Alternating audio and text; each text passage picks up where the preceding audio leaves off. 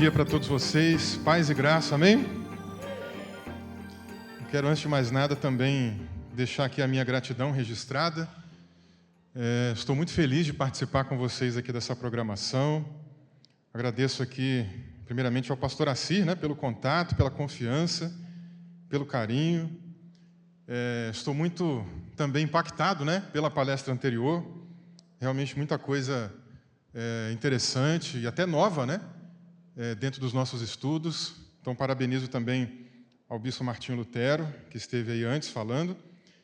E digo também que é uma alegria tremenda conhecer mais gente desse corpo de Cristo, que é enorme, que é vasto, que está espalhado pelo mundo, Então, é uma alegria tremenda estar aqui com vocês. Eu aproveito para dizer que eu sou carioca, viu, gente? Não tem mais sotaque, saí daqui muito novinho, fui para Minas Gerais, atualmente estou morando em Campinas, mais ali no interior de São Paulo, E é uma alegria, então, poder estar com vocês aqui. Estou coordenando um curso também do Seminário Batista, lá de Guarulhos, um curso online. Tem uma galera que parece que está por aqui, Um pessoal que também estuda com a gente lá na pós-graduação, no curso de especialização em Teologia Arminiana. Deixa eu ver, quem é do curso aí? Faz só um sinal para eu ver. Aí, ó, aqui embaixo tem algum. Eu vi aqui a moça que estava cantando, a Amanda também, Ali tem mais outro. Lá em cima também. Maravilha poder ver vocês aí. De repente, no intervalo aqui, a gente aproveita, para se conhecer pessoalmente, sair um pouquinho daquela coisa virtual, tá bom? Mas maravilha, pessoal. Vamos, então, começar aqui o nosso assunto. Antes de eu iniciar realmente falando aqui do conteúdo, eu queria também convidar você a baixar a tua cabeça um pouquinho comigo e orar para que Deus nos ilumine aqui nesse tempo. Amém? Oremos aí. Pai bendito, em nome de Jesus, te agradecemos por essa rica oportunidade, por esse tempo precioso.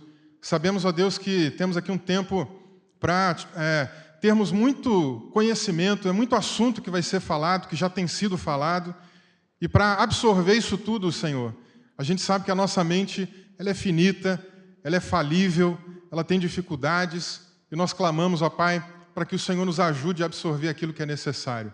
Mas mais do que isso, Senhor, porque apenas ter conhecimento, apenas ter conhecimento intelectual não é o suficiente, então nós oramos também para que o Senhor nos ajude a converter todo esse entendimento em coisa prática, em algo que glorifique o Senhor no nosso dia a dia, em algo que também edifique o corpo de Cristo, principalmente, mas que também, sobretudo, alcance aos perdidos. Nós assim oramos e nós assim agradecemos em nome de Jesus. Amém. Maravilha, meus irmãos. Eu quero então falar um pouquinho sobre essa questão aí da teologia arminiana. A gente vai ter oportunidade aqui também de quebrar alguns paradigmas, porque vocês vão perceber que, na prática, na verdade, muita gente que se diz arminiana não é exatamente arminiano, Então, a gente vai ter esse privilégio de conhecer um pouco melhor sobre isso daí. E eu queria, então, já partir aqui para a apresentação. Quem estiver aí no comando me ajuda. Eu coloquei algumas frases ali, ponto a ponto, Então, vamos para a primeira frase, que nós temos aí justamente um primeiro momento para falar com vocês de um panorama da reforma religiosa que acontece nos Países Baixos. A gente teve aqui na palestra anterior muito detalhe a respeito de como a reforma religiosa aconteceu mais no contexto alemão. Entrou um pouquinho mais no finalzinho de alguma coisa na Suíça, Mas a gente precisa ter pelo menos uma breve compreensão de como que a coisa aconteceu pelos Países Baixos, o que a gente tradicionalmente conhece mais aí como Holanda, mas, na verdade, Holanda era uma das 7 províncias ali daquela região. Vou pedir, passa mais um, que vai aparecer um mapa aqui atrás, e esse mapa vai nos ajudar a entender um pouquinho melhor essa questão. Esse aqui é um mapa mais recente, mais atual, do que a gente chama de Holanda. Eram, então, ali 7 províncias. Ao todo, na verdade, eram 17. Essas 17 províncias elas estavam vinculadas ao Império Espanhol, antes dessa revolta que aconteceu aqui, que vai eclodir posteriormente na reforma religiosa também nos Países Baixos.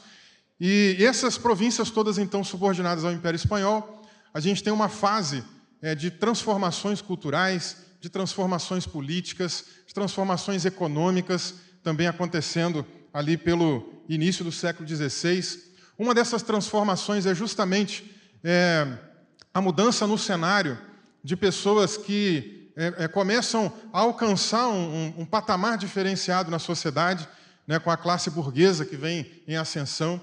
E com o crescimento dos burgueses, eles vão também começando a conseguir tomar alguns espaços na esfera pública que outrora era impossível de eles conseguirem.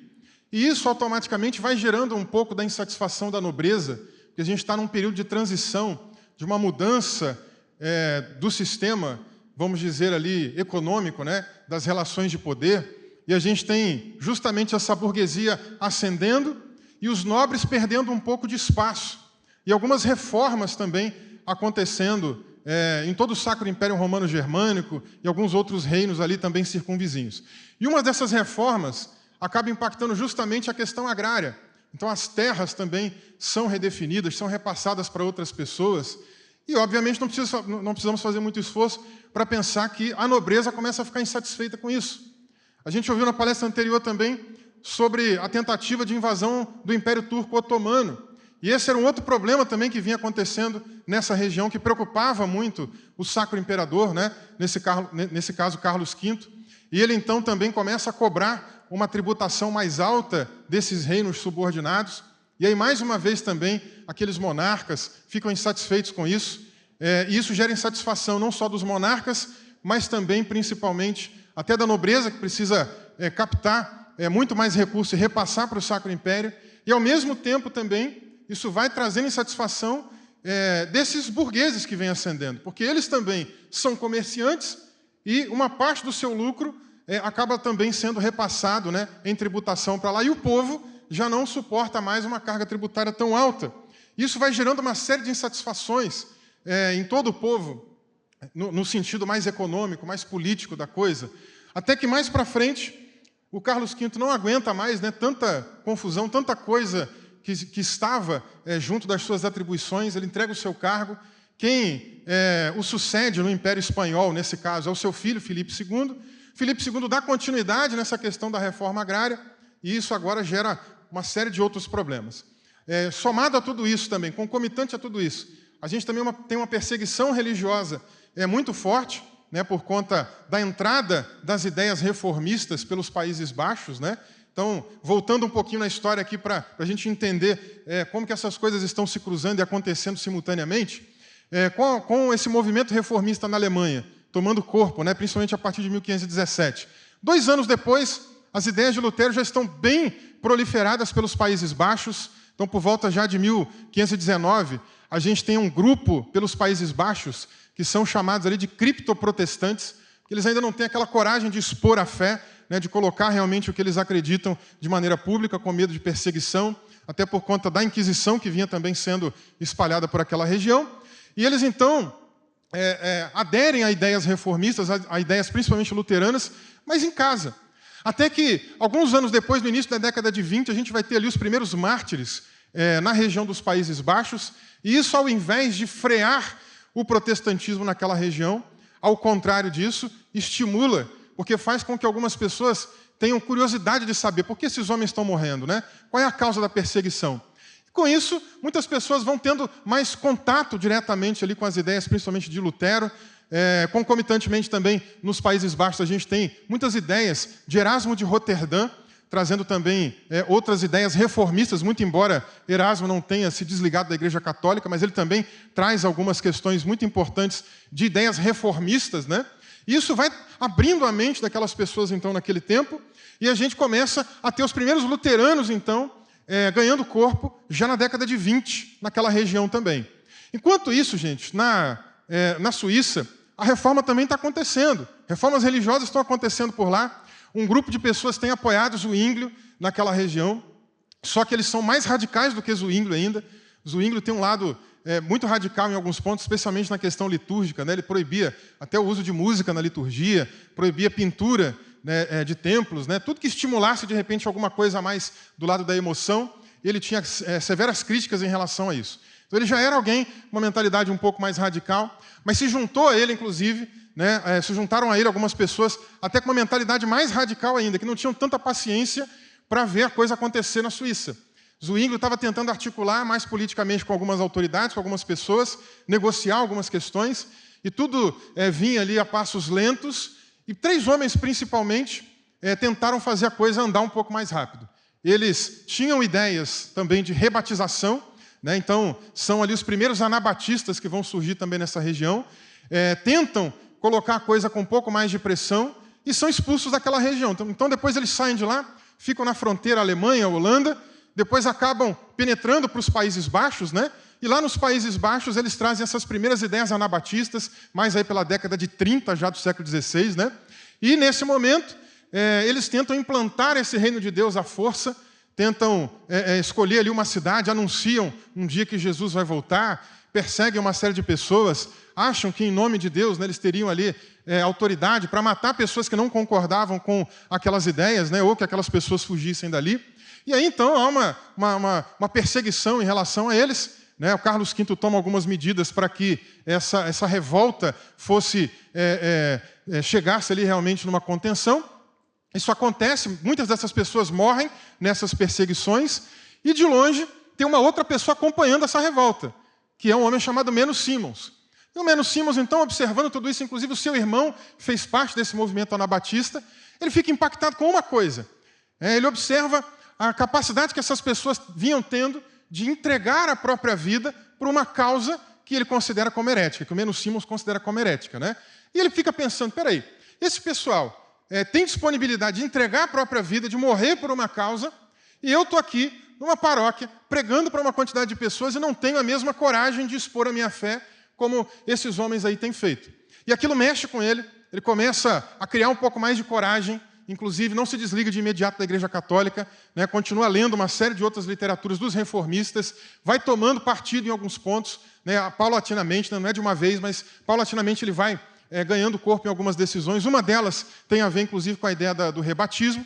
Então ele adere a essa perspectiva anabatista também de rebatizar, adere a outras questões também nesse tempo e, finalmente, mais aí chegando próximo no final da década de 30, a gente tem essa transição, né, do Menno Simons mudando realmente, abandonando o catolicismo e trazendo uma perspectiva anabatista mais pacifista em relação, né, àquelas ideias de vamos implantar o reino de Deus à força, e nasce ali um neo-anabatismo, um novo tipo de anabatismo, né, que vem a ser conhecido como menonismo, tá? O movimento originador dos menonitas, como nós conhecemos por aí.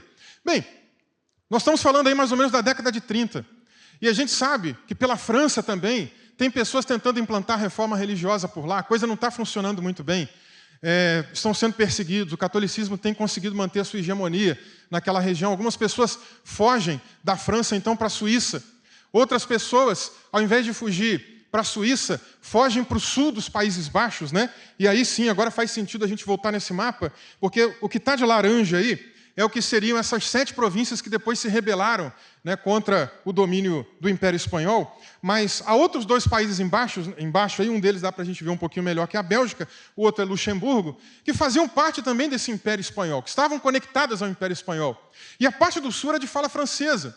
Então essa transição foi tranquila para eles, por questões culturais, de afinidade, de idioma também, e alguns deles fogem para lá, que são huguenotes, são pessoas de uma tradição mais vinculada àquilo que João Calvino também deixou de legado pela França, né, de uma teologia mais parecida com a teologia reformada que vem nascendo também ali pela Suíça, e eles vêm então subindo pelo sul dos Países Baixos e vão se instalando por ali. Nessa época, por volta da década de 40 já, né, esses calvinistas chegando nos Países Baixos, a gente tem então um grupo um pouco mais radical, um grupo que sofreu perseguição, mas que ao mesmo tempo também vinha conseguindo uma boa penetração na questão comercial, muitos burgueses calvinistas subindo aqui também nessa época, e eles vão ganhando algum espaço, vão conquistando alguma oportunidade melhor, né, no sentido comercial da coisa, e eles querem um pouco mais de espaço agora também, juntamente com a regente geral que cuidava dessa região aqui dos Países Baixos. Eles tentam marcar uma reunião com essa pessoa, e um dos conselheiros dessa regente dá a seguinte alternativa: olha, não dá muita atenção para esse pessoal, não. Eles estão vindo aqui para mendigar as coisas, então não passa de um bando de mendigos, né? E quando ela ouviu esse conselho, ela fechou as portas para aqueles calvinistas, não deu atenção para eles, né? E eles saíram em protesto em praça pública, vestidos a caráter, né, como se fossem realmente mendigos, como se realmente estivessem pedindo esmola. Só que o protesto não parou por aí. não foi um protesto apenas de reivindicar alguns direitos ou de serem ouvidos. Eles começaram a invadir algumas igrejas também, alguns espaços católicos, destruíram imagens, destruíram objetos que, do ponto de vista católico, eram sagrados, né? Pegaram vinho da sacristia, hóstia, jogaram para animais. E, claro, aquilo foi considerado, então, né, uma coisa complicada, um sacrilégio, né, do ponto de vista católico. E as autoridades, então, mandaram para lá um militar super experiente, um duque, chamado Duque de Alba, né, mais conhecido assim. E ele, então, para um pouco aquela situação, consegue conter aquela situação, prende a maioria desses calvinistas, mata um monte de gente, depois, inclusive, dessa tentativa, né, calvinista de serem ouvidos. Muitos deles são mortos. E eles, então, começam também dali a subir, né, a fugir um pouco mais para a região norte. E vão se instalando, especialmente mais pela década de 60. E o que a gente tem pelos Países Baixos agora é justamente um cenário que vai se armando, que vai se preparando para que realmente uma revolta maior aconteça e para que insatisfações religiosas também, juntamente com tudo isso, deem origem ao que vem a ser, então, a reforma protestante nos Países Baixos. Nós temos ali uma figura importante, chamada Guilherme de Orange, um político, né, daquele tempo, que acaba também... ele foi um dos braços direitos, uma das pessoas importantes durante o governo de Carlos V. Carlos V era o Sacro Imperador do Sacro Império Romano Germânico e também era responsável pelos Países Baixos, pelo Império Espanhol. Tá? Então, era um dos braços direitos dele lá nos Países Baixos. Quando Carlos V entrega, né, os seus cargos, ele coloca o seu filho, como eu já falei para vocês, para dominar aqui a região dos Países Baixos. Só que Filipe II não fala holandês, não fala francês, o idioma dele é realmente mais o espanhol, ele não visita muito essa região. Então o povo está muito insatisfeito também com esse governo à distância dele, né, de não conhecer as necessidades do povo. Simplesmente colocou uma pessoa para ser a regente por lá, né, e não se preocupava muito com as necessidades que as pessoas tinham, apenas cobrava, né, altos impostos. E aí, gente, é esse cenário que está se armando. Né, tem pouca coisa que falta realmente para estourar uma revolta por ali. Guilherme de Orange era uma dessas pessoas que também continuaram, né, apoiando aí o governo de Filipe II, só que bem no começo do governo de Filipe II, com essa questão da reforma agrária, os nobres então ficaram hiper insatisfeitos, se reuniram num partido diferente, e esse partido de oposição acabou então agora, né, com o apoio de muitos desses calvinistas burgueses que subiram, né, do sul para o norte agora, para essas províncias do norte, essa região aí que está em laranja, que a gente está vendo no mapa. Gente que tinha dinheiro, que poderia, então, agora financiar uma revolta civil, uma guerra civil, eles conseguem, então, chegar nesse acordo. E iniciam uma guerra civil ali, que dá origem ao que a gente conhece como Guerra dos 80 Anos. Com essa Guerra dos 80 Anos é que a gente praticamente aí, vai ter acesso às primeiras questões de reforma religiosa por aqui. Isso por quê? Porque Guilherme de Orange era um alemão, filho de luteranos, mas tinha uma mentalidade um pouco mais irênica, mais de diálogo, mais aberta à conversa, né, com outras religiões diferentes, estudou em escolas católicas, apoiou muitas políticas que estavam vinculadas ao catolicismo. E aí, por conta disso, ele tinha uma visão mais irênica, mais de conversa, mais de diálogo, mas muitos desses calvinistas que subiram aqui do sul para o norte não pensavam assim. Alguns deles, inclusive, chegaram, na década de 40, a precisar passar por um exílio, né, por conta da perseguição que Carlos V também aumentou. Né, eles precisaram ir para regiões diferentes. Uma dessas regiões foi a Inglaterra. E eles têm contato ali com ideias, vamos chamar assim, de protopuritanas. Né, pessoal que vinha naquela pegada de também retirar tudo de catolicismo. Qualquer incidência de catolicismo na Inglaterra, vem nascendo já um movimento, mais ou menos assim, pela década de 40, lá na Inglaterra.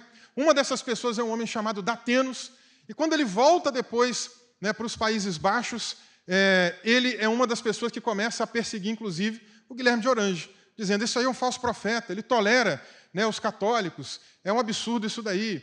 E a coisa vai ficando um pouco mais apertada. E justamente, alguns anos depois do início dessa revolta, em 1571, acontece um sínodo na cidade de Emden, na fronteira ali entre Holanda e Alemanha, e nesse sínodo eles estabelecem a Igreja Reformada da Holanda, igreja essa que Jacó Arminio vai fazer parte, né, que depois nós vamos chegar nele aqui. Então, nasce essa igreja em 1571, eles estabelecem os documentos confessionais que essa igreja autorizaria, né, no sentido de alguém chegar à ordenação, alguém tinha que subscrever esses documentos, e os documentos especificamente eram, primeiramente, a confissão belga, e, em segundo lugar, 2 catecismos, por conta da questão do idioma, né, aqui dos Países Baixos, como a gente viu. Na parte norte, predominantemente, o pessoal falava holandês, e na parte aqui sul e fronteiriça, né, o pessoal falava um pouco mais o francês. Então, com isso, eles estabelecem 2 catecismos. O Catecismo de Genebra, para quem falasse francês, e o Catecismo de Heidelberg, para aqueles que falassem holandês. Né, foi traduzido para o holandês para eles, então. Esses são os documentos confessionais ali, inicialmente. E além disso, outra coisa importante é que eles se auto-intitulam a Igreja Oficial dos Países Baixos. Com o início da Guerra dos 80 anos, essas 7 províncias aqui do norte se juntam nessa guerra civil e dão origem à primeira república na Holanda, né? A primeira república na Europa, para ser mais preciso. E essa república ganhou um nome bem extenso, né? Bem difícil às vezes até de guardar, que era a República das 7 Províncias Unidas dos Países Baixos. Nasce, então, ali a Primeira República, por isso que eu falo, às vezes a gente fala muito Holanda, né? Precisa voltar mais para essa ideia da República Holandesa, Estados Gerais, que é um pouco mais preciso dentro desse tempo. E aí, então, dentro dessa república, essa igreja recém-formada se auto-intitula a Igreja Oficial. Mas o Guilherme de Orange não tinha aprovado isso. Guilherme de Orange não tinha dito, olha, essa realmente vai ser a nossa Igreja Oficial, mas eles se auto-intitularam. E na medida que o Guilherme tinha essa visão um pouco mais aberta, né, permitindo a coexistência desses diversos grupos que eu mencionei para vocês, e muitos outros que eu nem tive tempo de mencionar, como, por exemplo, grupos mais espiritualistas, os familistas, por exemplo, um grupo muito forte nesse tempo aqui também. Vários desses grupos conviviam, inclusive católicos.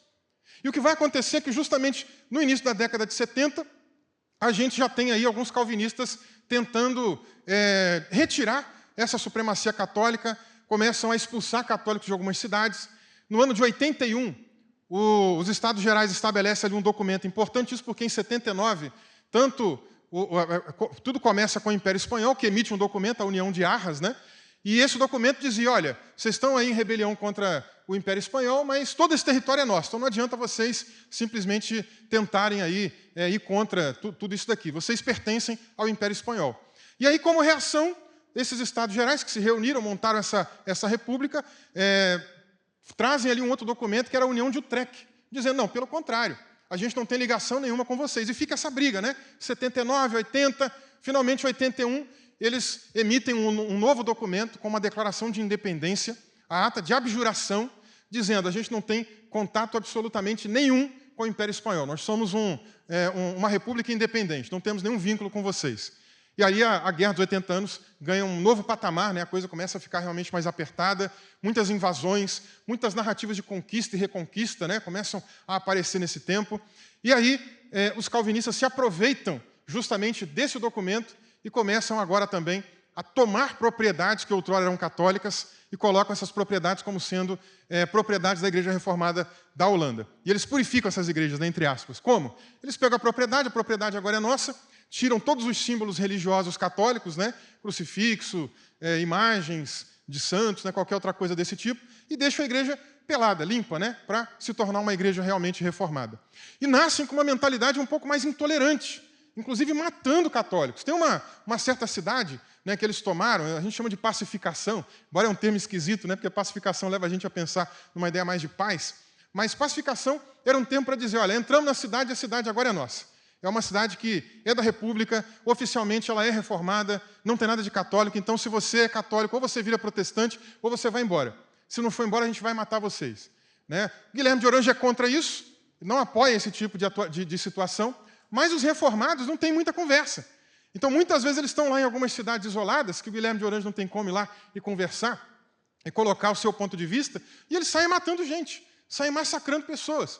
Tem uma determinada cidade que havia dezenas de padres ali que eles prenderam, os reformados prenderam. Guilherme de Orange mandou até uma carta dizendo para eles não façam isso, mas não adiantou. Eles prenderam aqueles padres, queriam dizer para eles que eles tinham que abandonar a doutrina, o dogma da transubstanciação e outros mais. Claro que eles não iam fazer isso, porque estavam convictos da sua própria fé, né? E eles então, vocês não vão abandonar, vamos matar vocês. Penduraram eles em alguns lugares e enforcaram dezenas desses padres em praça pública, né? Então, a gente tem uma mentalidade reformada nascendo aqui nos Países Baixos, mais intolerante, não muito aberta a diálogo.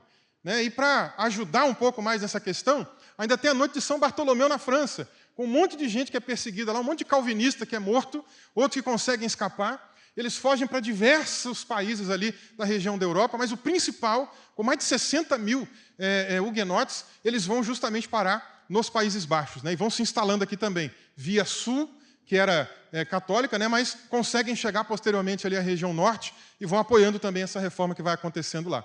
Então a Igreja Reformada vai ganhando corpo, vai ganhando força, mas com essa mentalidade mais intolerante, essa mentalidade antidialógica, né, isso que vai acontecendo. E para ajudar um pouco mais também, a gente tem uma revisitação do ponto de vista de João Calvino, que é o próximo item ali, a próxima frase. Passa aí para a gente, por gentileza. Porque Calvino, a gente costuma brincar, né? Será que Calvino seria tão calvinista como algumas pessoas são hoje? Né? Talvez nem tanto em alguns pontos, né? E um desses pontos justamente tem a ver com a noção de Calvino em relação à abrangência da expiação de Cristo. E a gente tem uma fase lá na Universidade de Genebra, com o seu sucessor, Teodoro de Beza, que dá uma cara mais lógica para o pensamento de Calvino. Né? Ou seja, por meio da sua perspectiva pedagógica, da visão de Aristóteles, né? uma filosofia mais aristotélica, ele vai dando alguma lógica.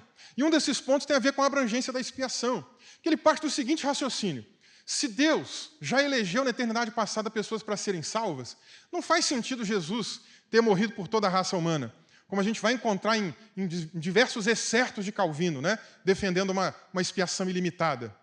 Então não faz sentido. Se Jesus já decretou, se Deus já decretou quem ele vai salvar, ele só tem que morrer porque ele já decretou. Então, Teodoro de Beza faz essa releitura. E não só essa. Teodoro de Beza também começa a trazer dentro desse sistema de lógica, né, de uma lógica mais aristotélica, uma outra perspectiva também em relação à ordem dos decretos de Deus. E ele estabelece, uma palavrinha difícil que eu vou citar aqui, mas vou explicar, ele estabelece o que vem a ser conhecido depois como supralapsarianismo. Supra, no latim, vem de acima ou de antes, né? E lapsarianismo vem de lapsus, que tem a ideia aí de queda, de hiato, né, de intervalo. Então, nesse caso, a queda, né? Ou seja, os decretos de Deus, todos eles foram feitos antes da queda, na perspectiva de Teodoro de Beza. Isso por quê? Porque para ele, pensar em presciência divina não é simplesmente um conhecimento constatativo para Beza. Né? Para Beza, a ideia é, se Deus conhece o futuro, é porque ele colocou o futuro lá. Então, ele é o agente de tudo que vai acontecer posteriormente. E, com base nisso, ele chega à seguinte conclusão lógica: se Deus colocou tudo lá e ele é o agente de tudo, então, inclusive, a própria queda é resultado dessa ação divina. Então, a queda também foi uma coisa premeditada e ao mesmo tempo, predeterminada por Deus. Né? E aí, gente, a coisa começa a apertar quando a gente encontra aí um certo aluno que tem contato com a teologia de Teodoro de Beza, né, lá pelos Países Baixos. Vamos para a próxima frase aí. A gente tem uma pessoa que eu queria explorar mais tempo, mas não vou ter tempo para falar sobre ele, que é justamente esse rapaz chamado Jacó Armínio. Ele tem contato com a teologia de Teodoro de Beza, estuda na Universidade de Genebra, se identifica com uma outra linha pedagógica recente, né, muito daquele tempo realmente inicial, que era de um homem chamado Petrus Ramos, que tinha uma perspectiva um pouco menos rígida em relação à lógica. E Armínio, então, se identifica com essa perspectiva, vê que o pessoal da Universidade de Genebra não apoia muito, fica insatisfeito com algumas coisas por ali. Armínio, nesse tempo, ainda não é aquela pessoa que vai ficar batendo de frente ou debatendo. A gente nem sabe exatamente, né, qual era o posicionamento de Armínio ainda nesses dias. Tá? É uma coisa muito obscura, muito difícil da gente saber o que Armínio pensava nesses anos estudantis. Mas, enfim, ele vai tendo contato com tudo isso, vai montando, né, a sua perspectiva, a sua visão de mundo, sai de Genebra, vai estudar na Universidade de Leiden, se forma por ali, e justamente nesses anos formativos ele vai também montando a sua perspectiva. Assume depois o pastorado da igreja de Amsterdã, que fora outrora uma igreja católica, né? A Oude Kerk, né? Uma igreja antiga, lá tinha duas igrejas, Oude Kerk e Nieuwe Kerk. A Nieuwe Kerk era uma igreja mais recente, né? E a outra uma igreja católica. Ambas foram católicas, a primeira era mais antiga, por isso esse nome, a outra um pouco mais recente. Armínio assume a igreja mais importante de Amsterdã, que era naquele tempo, no século XVI, uma das cidades mais importantes do mundo, se tornou um centro bancário, centro comercial, tanto que o século XVII não é à toa que é chamado de Era Dourada, para a gente ter ideia, em função da grande importância que Amsterdã tem para toda a Europa e para todo o mundo conhecido naquele tempo. Tá? Então, Armínio assume justamente ali a principal igreja da principal cidade da Europa no século XVI para XVII, gente. E ele começa ali, então, nesse tempo, né, ao que tudo indica, a reformular alguns pensamentos. Eu não vou ter tempo para explicar muito isso, porque isso aqui a gente precisaria realmente explorar alguns debates, algumas teorias sobre Armínio, mas eu já vou pular, então, lá para chegando na época da década de 90, quando ele começa a pregar alguns sermões específicos na carta de Paulo aos Romanos. E uma das primeiras coisas que Armínio contesta é em Romanos 7, aquela interpretação usual que vinha sendo repassada ali pela região dos Países Baixos, né, pelos reformados, de que o dilema de Paulo, né, em Romanos 7, diria respeito a um Paulo já convertido. E ele pega a noção de que, peraí, o pecado não é uma coisa obrigatória na minha vida. Né? Não é uma coisa que alguém não possa, em algum momento, também querer lutar contra isso. E traz uma alternativa de interpretação com base em pais da igreja e outros teólogos, até também do meio reformado, né? Trazendo ali uma interpretação de Romanos 7 diferente, de que não é alguém novo convertido, alguém não convertido, mas alguém que está confiando na lei, e a lei é ineficaz, então, para a salvação desse indivíduo. Isso gera uma polêmica tremenda. Armínio é levado para consistório, Armínio é interrogado, alguns adversários surgem acusando Armínio, né, de pelagiano. Isso aqui é muito importante trazer, porque daqui a pouco nós vamos entrar aqui em alguns pontos da teologia de Armínio. Ele é acusado de pelagiano. Pelágio foi um monge do século V que Agostinho teve muitos debates com ele. E Pelágio defendia o seguinte, que há um livre-arbítrio intacto no ser humano, que a queda não influenciou, não impactou em nada na humanidade caída. Desse modo, a pessoa, então, descendente de Adão, ela tem a imagem de Deus intacta, perfeita, e os efeitos da queda foram apenas para Adão, para sua descendência não. E Agostinho, então, vai combater isso.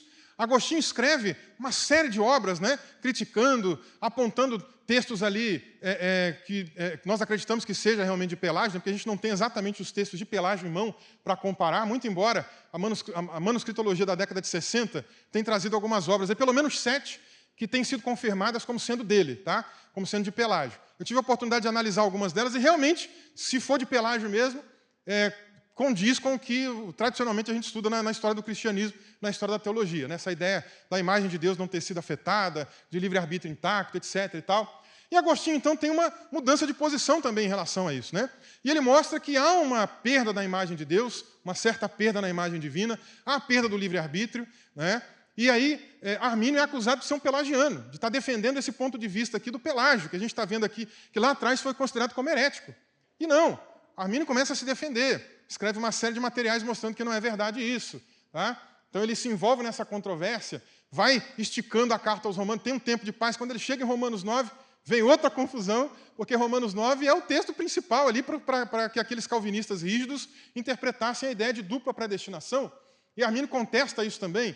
Então ele passa por esses anos da década de 90, iniciais, né, com muita perseguição, muita controvérsia, até que finalmente, mais para frente um pouco, ele consegue ter um pouquinho de paz, vai usufruindo de paz, vai assumindo algumas funções administrativas na igreja reformada também. O seu amigo, Johannes Wittenburger, se torna o capelão dos Estados Gerais. Wittenburger indica Armínio diversas vezes, né, para ajudar a resolver alguns dilemas que estão acontecendo no intracorpus da igreja. Então, Armínio vai fazendo o seu nome, vai ganhando popularidade, até que, finalmente, no início do século XVII, a gente tem ali uma pandemia, né, que toma aquela região da Europa. Muitas pessoas morrem nessa fase. A gente tem registros biográficos interessantes de Armínio, inclusive, visitando enfermos, orando por essas pessoas, ajudando essas pessoas a receber alento de Deus, que é um lado assim pouco conhecido de Armínio, esse lado pastoral dele, né, é super interessante. E aí, com a morte de alguns professores da Universidade de Leiden, 2 vagas ficam em aberto. Uma dessas vagas rapidamente é preenchida, e a segunda vaga, o pessoal indica Armínio, por causa do seu brilhantismo, por causa do destaque que ele teve também enquanto ele era aluno na universidade. Ele era aquele aluno CDF, né, como a gente chama hoje em dia, era o aluno que todo mundo gostava. Qualquer coisa que tinha para ser apresentada a Armínio era a pessoa de destaque, era o que os colegas iam buscar alguma informação. Então, em função desse prestígio que ele tinha, de umas cartas que ele andou trocando também no início da década de 90, com um dos professores da Universidade de Leiden, né, Francis Junius. Então, em função desse brilhantismo, ele é apontado ali, indicado para ser o professor. Mas os seus adversários lá na época da controvérsia do início dos anos 90, né, se levantam. Falam, não pode. Esse cara não pode ser professor aí, porque ele vai influenciar a mentalidade dos alunos, ele vai fazer com que a igreja se divida e traga um monte de problema depois para a nossa religião. Então, a gente não quer ele, não. E isso é levado depois, né, para outros comitês, o pessoal discute, interroga Armínio, vê que não é bem assim como ele estava sendo acusado. Finalmente, então, autorizam ele a se tornar professor na Universidade de Leiden. só faltava ele fazer o seu doutorado, então ele faz isso entre aí 1602 e 1603, né? Em 1603, ele assume, então, a cátedra de teologia lá na Universidade de Leiden, onde outros, vários problemas aparecem, né? E agora ele tem mais debates de frente ali com um dos professores da universidade, um professor sênior chamado Francisco Gomarus.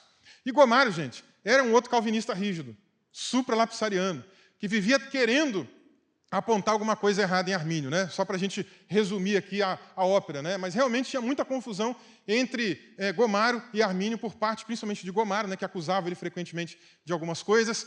Armínio muitas vezes teve que se defender, Armínio muitas vezes teve que escrever alguns documentos se defendendo, inclusive, de outras coisas que de fora da universidade o pessoal acusava ele, chamando ele também de pelagiano novamente. Então, ele escrevia muita coisa se defendendo. O contexto maior de Armínio é um contexto mais de autodefesa mesmo, de apologia, né, para si. Tá? Então, muitos dos seus textos estão envolvidos com isso.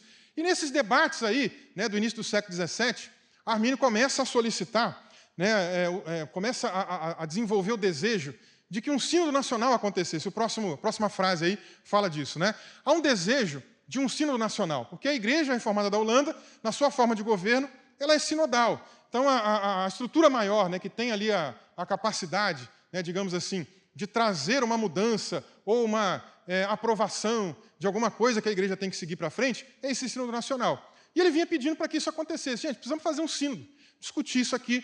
A gente precisa revisitar a confissão, porque o pessoal ficava dizendo que Armínio estava indo contra a confissão belga, né, e os catecismos. Então ele dizia, não, vamos fazer o seguinte, vamos fazer um sínodo nacional, e lá a gente discute isso. Lá a gente revisita os documentos. Lá a gente pode até revisar esses documentos. Armínio estava dando prioridade à Escritura. Armínio, na verdade, estava reverberando o que a gente viu aqui outrora, que é o sola Escritura. A gente precisa revisar esses documentos à luz da Bíblia. Era a argumentação dele, frequentemente, para não cair numa espécie de credolatria e voltar naquilo que os católicos vinham trazendo. Né? Então, ele frequentemente falava sobre isso, e os reformados, esses calvinistas rígidos, diziam, não precisa revisitar documento, nosso documento está bom, não tem nada para ser mudado, como se o documento fosse inerrante, como se o documento fosse infalível, né? E Armínio nessa pegada de sola Escritura.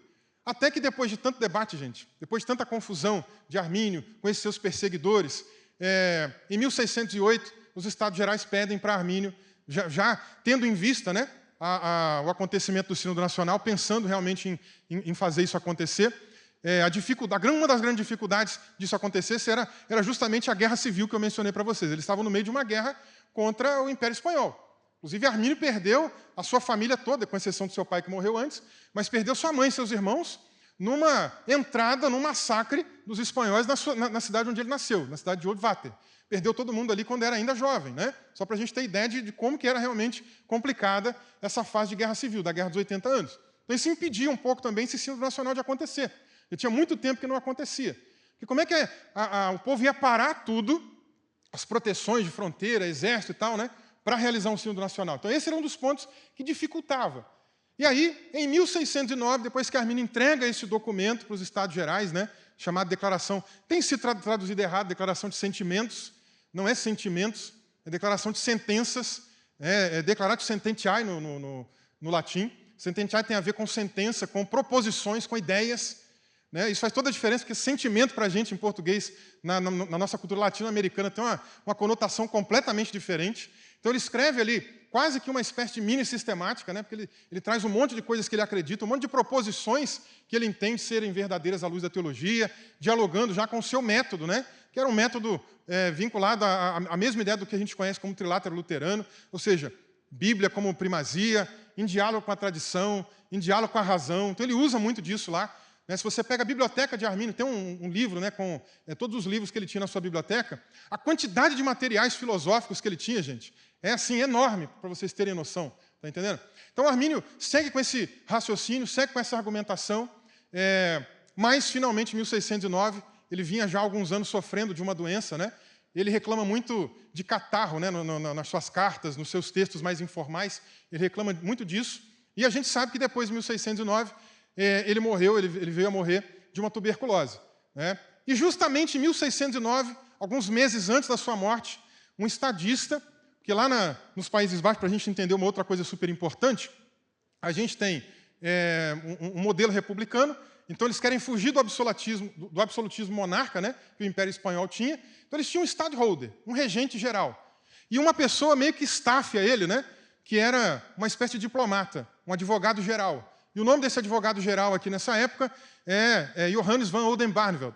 E esse Oldenbarnevelt, ele assina uma trégua com os espanhóis, um armistício, né, que teria durabilidade de 12 anos. E nesse tempo, então, é que volta-se para a discussão, né, agora que a gente está aí numa trégua, agora que está mais tranquilo, vamos tentar voltar na discussão do sínodo.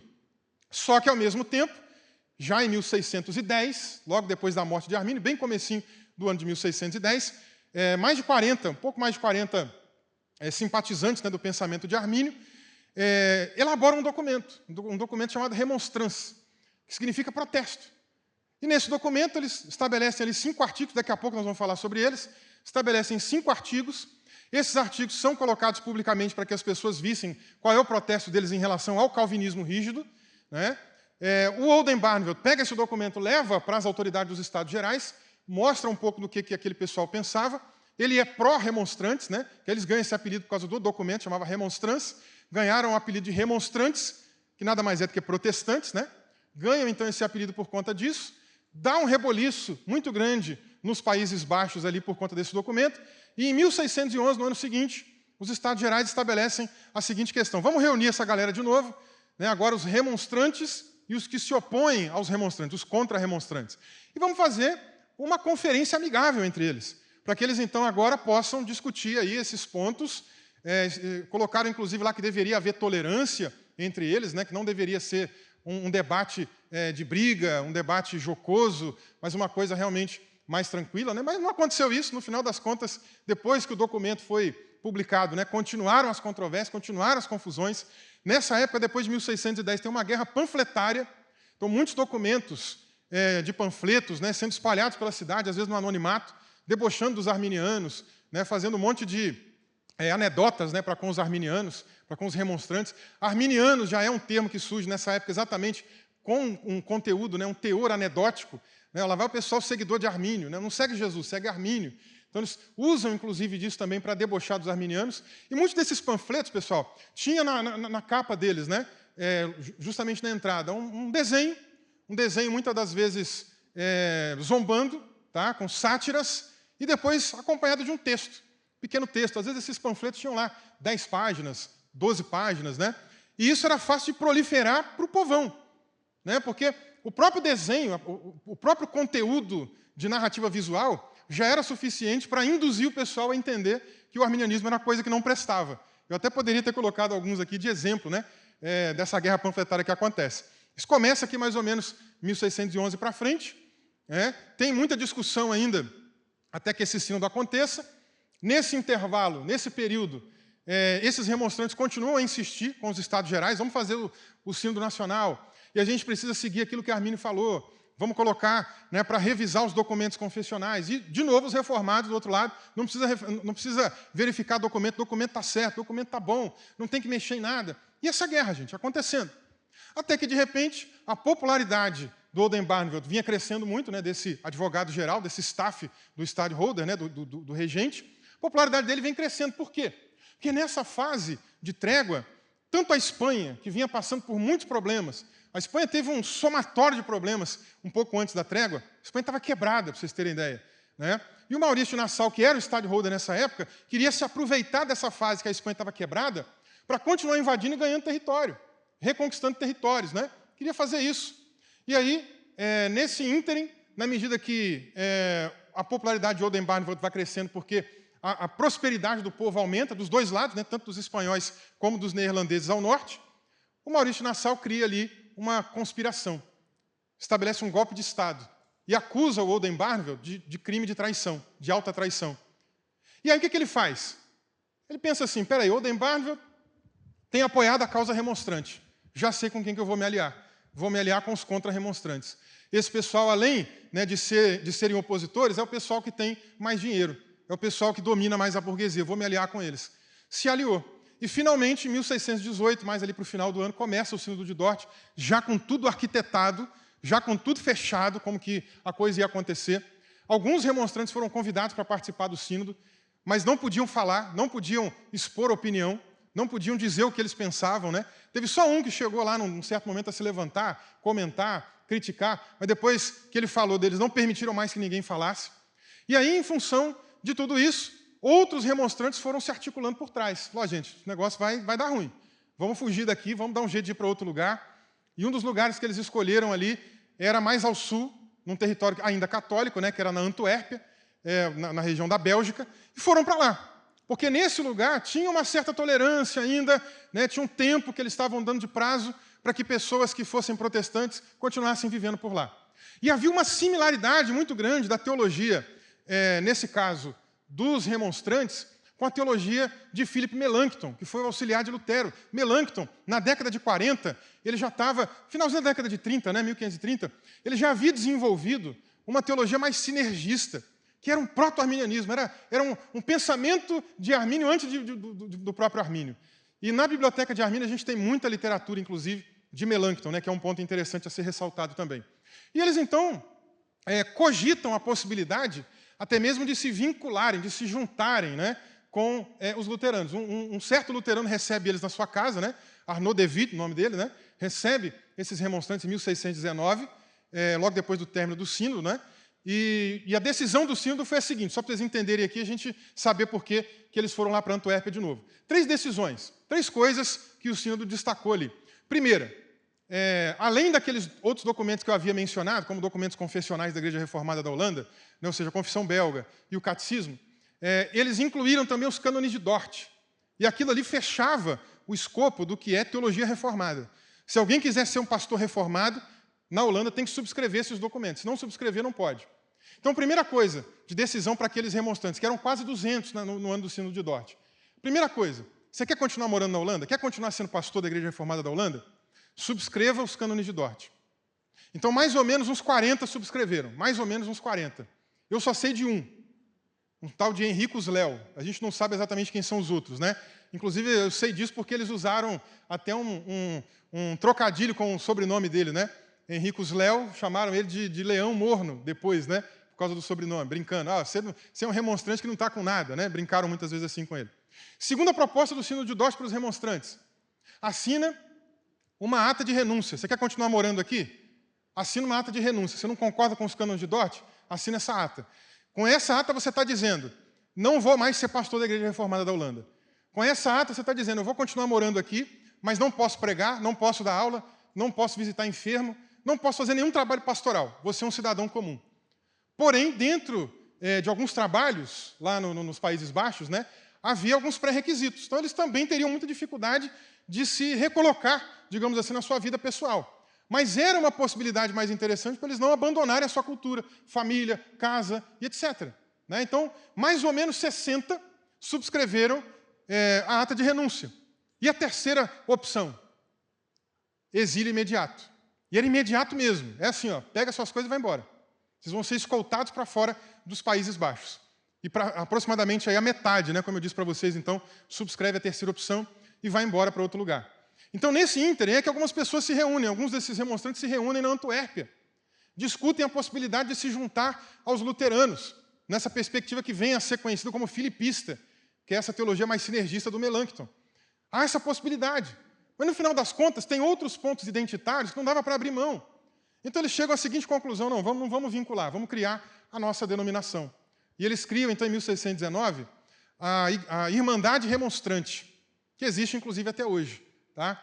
Então, enfim, é um pouco do pano de fundo para a gente entender os aspectos teológicos. Eu vou ser bem breve agora, porque o meu horário já deve estar acabando, né? Se é que já não acabou aqui.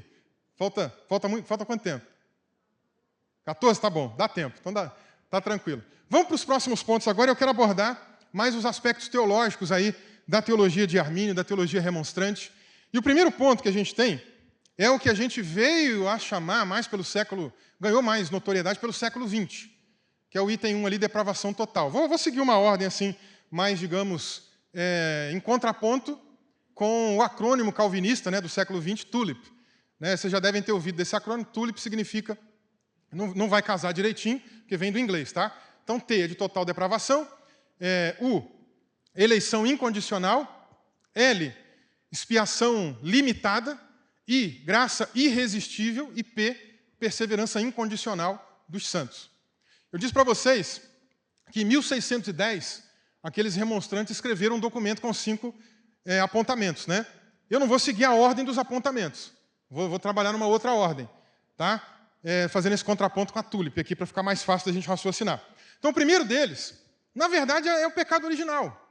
O primeiro deles é o pecado original, o que veio a ser chamado de depravação total. Você não vai encontrar essa terminologia em Calvino, não vai encontrar essa terminologia em Armínio. Isso é uma terminologia que começa a aparecer no finalzinho do século XVII e ganha um pouco mais de espaço no século XVIII, inclusive na teologia e fora da teologia. Mas que no século XIX em diante é a terminologia que quase que substitui pecado original, especialmente entre os reformados. Eles usam muito essa terminologia. Tá? O que é a depravação total, gente? Nada mais é do que a noção daquilo que o pecado fez na raça humana, dos efeitos da queda de Adão na raça humana. Que efeitos são esses, desse pecado original? Em primeiro lugar, nós podemos falar da deturpação da imagem divina. Armínio escreveu uma carta, debatendo com o professor de Leiden, que eu falei para vocês, Francis Júnior, e nessa carta ele explicava sobre a questão da imagem divina. E isso aqui retira completamente Armínio da ideia pelagiana. É muito simples de entender. Ele dividia a imagem de Deus em 2 dimensões. A primeira dimensão é o que ele chamava de imagem essencial, e a segunda dimensão, imagem acidental. Imagem essencial é aquilo que todo ser humano tem que ter. Qualquer pessoa tem, seja ela salva ou não salva, regenerada ou não regenerada, qualquer pessoa tem. E o que é essa ideia? A própria imortalidade da alma. Todo mundo vai viver eternamente ou morrer eternamente. Ou na glória ou no inferno. Então esse é um ponto. O que mais? Aspectos volitivos, aspectos intelectuais, aspectos relacionais. Tudo isso está ali. Então essa noção, por exemplo, de levar ao pé da letra, estamos mortos, ao pé da letra, é uma metáfora que Paulo usa. Quando ele fala, estávamos mortos nos delitos e pecados, é uma metáfora no sentido de que houve uma perda na humanidade, uma incapacidade. Mas não uma coisa literal, como alguns calvinistas têm trazido, no sentido, é morto, não pode fazer nada. Porque se isso fosse verdade, um ímpio, por exemplo, não poderia contribuir, como tem contribuído, para tecnologias, para outras descobertas que a gente utiliza nessa época de pandemia, tanta gente trabalhando em vacina, em tanta coisa, E não é crente que está trabalhando lá. Talvez tenha um ou outro, mas muita gente não é cristã, muita gente não entregou a vida para Jesus. Então, não é esse o ponto aqui. A queda não tornou a pessoa morta literalmente nesse sentido.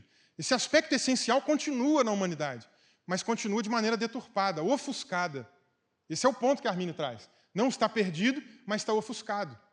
E, em contrapartida, tem o segundo aspecto, a segunda dimensão da imagem, que é a imagem acidental. E aí vem justamente dessa ideia de que a queda não foi predeterminada por Deus, como os calvinistas queriam propor, os calvinistas rígidos, supralapsarianos. Se a queda foi predeterminada por Deus, a contestação na lógica para Armínio, isso é um argumento filosófico, se Deus predeterminou a queda, Deus é o autor do mal moral, é o autor do pecado. Se Deus não ama todo mundo como tem que amar, como ele pode cobrar a gente para amar os nossos inimigos, por exemplo? Então, Armínio contesta nessa direção. E aí, por isso que é também essa ideia de acidental. Por quê? Porque a queda não foi programada, ela foi um acidente. Não é uma coisa que Deus falou, eu quero que aconteça. Ele, claro, sabia. Deus, é claro, que sabia que isso ia acontecer. Mas de uma maneira acidental, com Deus permitindo a queda. Esse é o ponto de Armínio. Tá? E uma vez que a queda é permitida, o que fica nessa imagem acidental? Nada. Essa dimensão é perdida com a queda. E o que está nessa dimensão? A liberdade para as coisas espirituais. Ou, em outras palavras, a perda do livre-arbítrio. E aqui talvez assuste algumas pessoas, porque Armínio não acreditava em livre-arbítrio para as coisas espirituais. Eu tenho proposto, para tentar tornar um pouco mais didático, porque isso aí é uma discussão longa, gente. No século XVI, veio um teólogo reformado, numa obra chamada Origines Sacrae, e ele trouxe ali uma proposta de, ao invés de usar livre-arbítrio, usar livre-agência. E livre-agência seria o quê? A noção de que a pessoa tem liberdade para tomar decisões na esfera natural, por exemplo. Você vai lá no mercado e tem lá a marca A, B e C de leite. Não é uma decisão espiritual. Você não vai dobrar o joelho lá e falar, meu Deus, que marca de leite eu levo? Não é uma decisão espiritual. É uma decisão natural. Que, claro, a gente vai tomar essa decisão com base no gosto, na preferência, no preço, não é? Então, tem alguns fatores aí que vão fazer parte dessa decisão. Ela é livre, mas também não é tão livre. e tem limitações dentro do seu escopo, né? Essa é uma discussão muito filosófica, se eu entrar nisso aqui não vai dar tempo da gente entender tudo. Mas Armínio entendia que há essa liberdade para essas coisas naturais. Talvez, para facilitar a compreensão, eu tenho proposto da gente chamar isso de livre-arbítrio natural, para ficar mais fácil. Agora, no que diz respeito às questões espirituais, que é o termo que o pessoal naquela época usava para livre-arbítrio, né? Isso foi perdido. E Armínio é muito claro em relação a isso. Tem um texto dele que eu vou parafrasear aqui de cabeça, né? Em que ele diz, sobre a condição do ser humano caído e o seu livre-arbítrio, o livre-arbítrio do ser humano nessa condição caída, eu não digo que ele está apenas enfermo, machucado, ferido, mas totalmente perdido.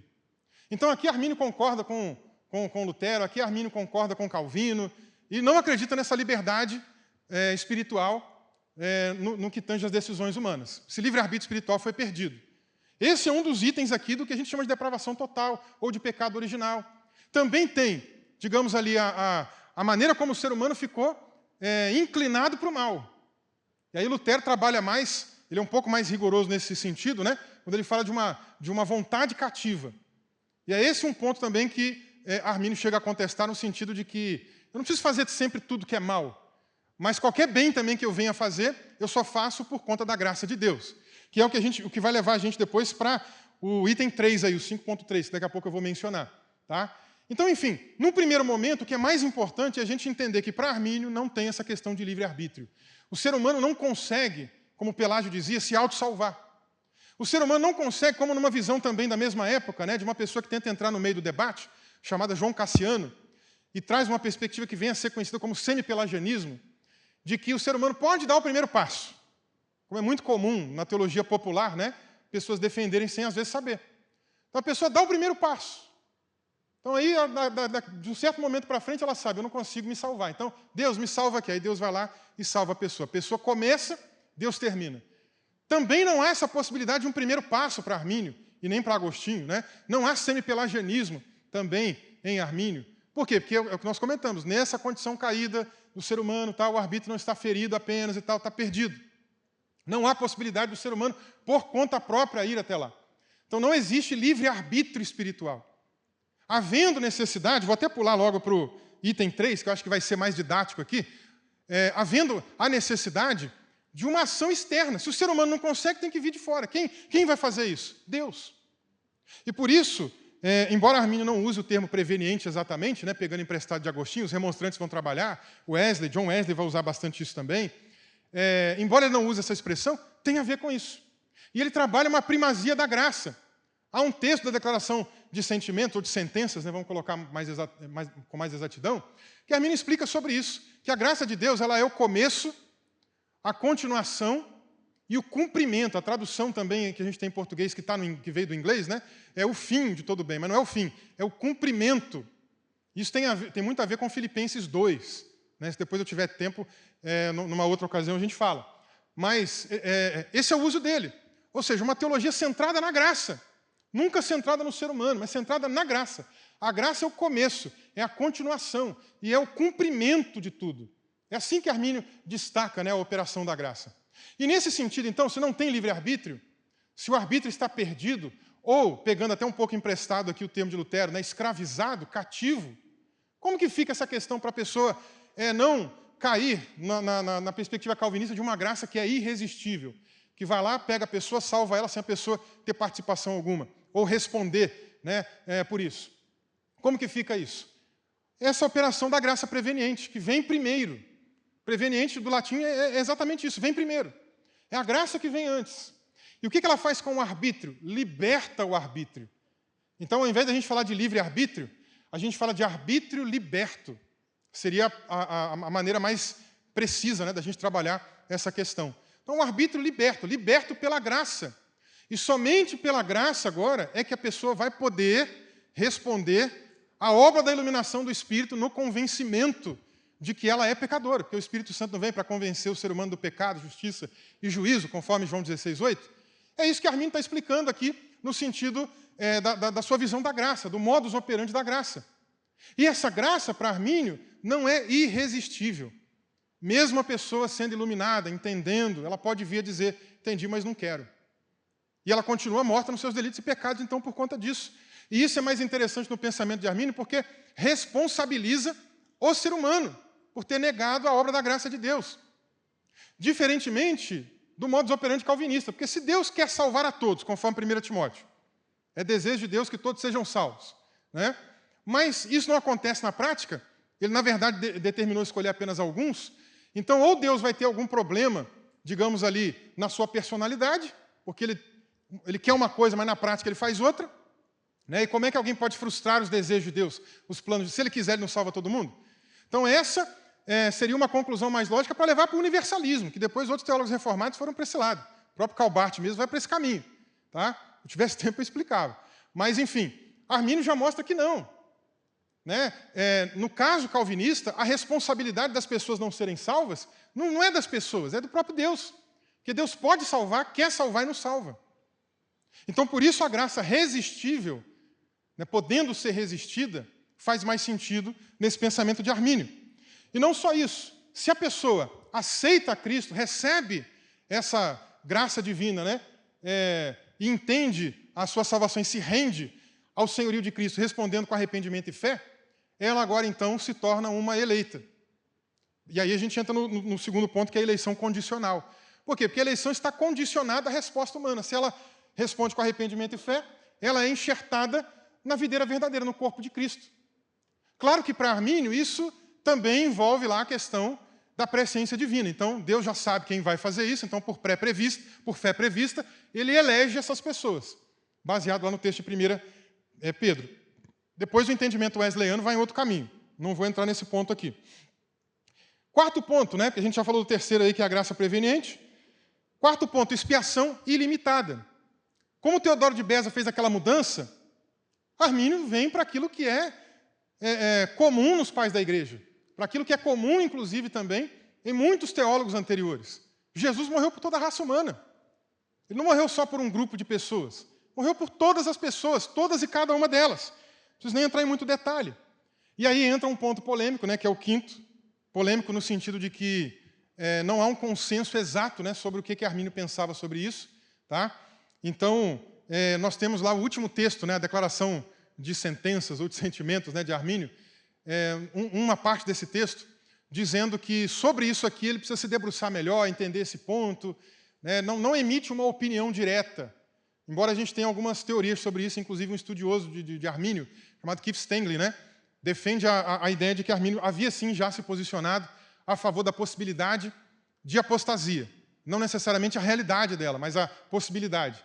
É uma discussão complexa que não vai dar tempo de eu entrar. Mas o caso é que, em 1610, os remonstrantes, nesse primeiro grupo de artigos, praticamente copiam Armínio nisso daqui. Fala, nós temos que pensar mais sobre isso. Não dá para a gente chegar numa resposta final agora. Mas em 1618, quando aconteceu o Sínodo de Dort, eles revisitaram esses artigos, trouxeram, né, mais base bíblica, se tornou ali um documento mais robusto, e, além disso, defenderam também a questão da trindade, já que o próprio Armínio e os remonstrantes vinham sendo acusados de socinianos e, consequentemente, de antitrinitários. Então, eles fazem uma defesa também da trindade. Que era uma acusação falsa, tá, gente? Não tem tempo para explicar agora, mas era uma acusação falsa. E, justamente em 1618, eles, então, agora com clareza, defendem a possibilidade e realidade de apostasia. Algo que depois se estende, inclusive, pela tradição dos arminianos posteriores, né? Inclusive a tradição dos wesleyanos. Ok, meus irmãos? Finalizo por aqui a minha fala. Quero agradecer muito a vocês aí pela paciência, pelo tempo. Não é fácil a gente lidar com muita coisa de história, né? Mas acredito que tenha sido útil para a gente entender um pouco melhor desse pano de fundo. E passo agora para a continuidade da programação. Muito obrigado.